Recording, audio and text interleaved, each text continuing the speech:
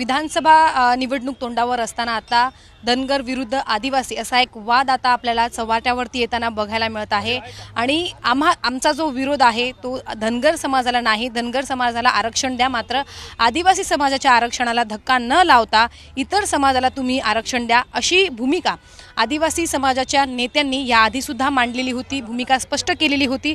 मात्र कोणताही तोडगा सरकार पातळीवरती निघत नसल्यामुळे आता सर्वपक्षीय आमदारांना, जे आदिवासी आमदार आहेत त्यांना आता सरकारच्या विरोधामध्ये आंदोलन करावं लागते। त्याचसोबत आपल्याला माहिती आहे की या आंदोलनामध्ये बरेच असे आमदार आहेत जे सत्ताधारी आमदार आहेत, त्यांनी मात्र आता आपण बघतोय की सरकारच्या विरोधामध्ये भूमिका घेतलेली आहे। नरहरी झिरवळ यांच्या नेतृत्वाखाली हे सगळे आमदार, वेगवेगळ्या पक्षातले आमदार एकत्रित आल्याचं आपल्याला बघायला मिळत आहे।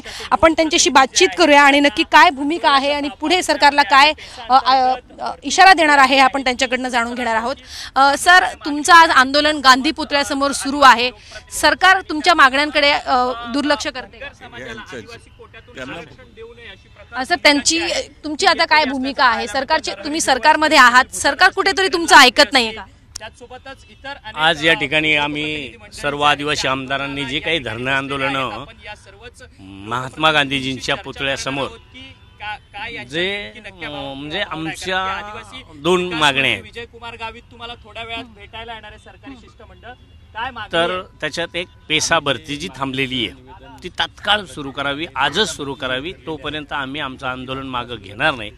कारण आता आपण बघितलं असेल, आम्ही सगळे वेगवेगळ्या पक्षाचे असताना सुद्धा आम्ही एकत्र आलो। कारण पक्ष हा नंतर शेवटी सुरुवातीला आमचा समाजानं आम्हाला इथं समाज रक्षणासाठी पाठवलंय, मग ते विकासाचा असू देत, सामाजिक कुठले ताणतणावाचा असू दे, त्याच्यासाठी आम्ही सरकारला खूप दिवसापासून आरक्षणासंदर्भात सुद्धा आम्ही सगळं हे करत असतो।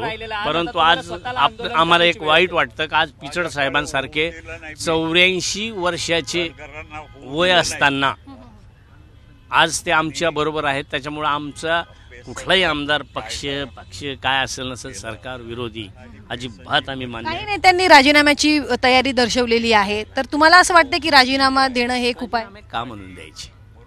राजीनाम्याने आम्ही नाही, आम्ही सत्तेत राहून सरकारकडून ते करून घेण्यासाठी सरकारला भाग पाडू।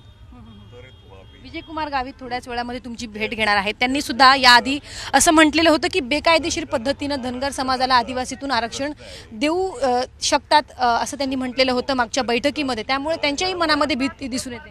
नाही, आहेच ना, जे चाललंय ते काय कोणाला विश्वासात न घेता आम्ही तुम्हाला कुठं किती रिझर्वेशन धनगरांना द्यायचं ते तुम्ही द्या, या आम्ही नेहमी म्हणतो।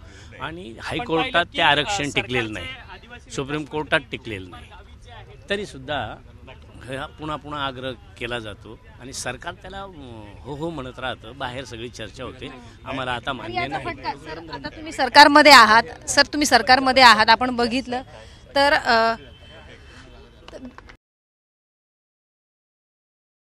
या ठिकाणी धरणे आंदोलनाला बसले त्या आमदारांची भेट घेण्यासाठी ते या ठिकाणी दाखल झालेत। आपण थोड्या वेळामध्ये नक्की त्यांची काय भूमिका आहे ते स्पष्ट करतील आणि सरकारची बाजू नक्की काय आहे ते मांडतील।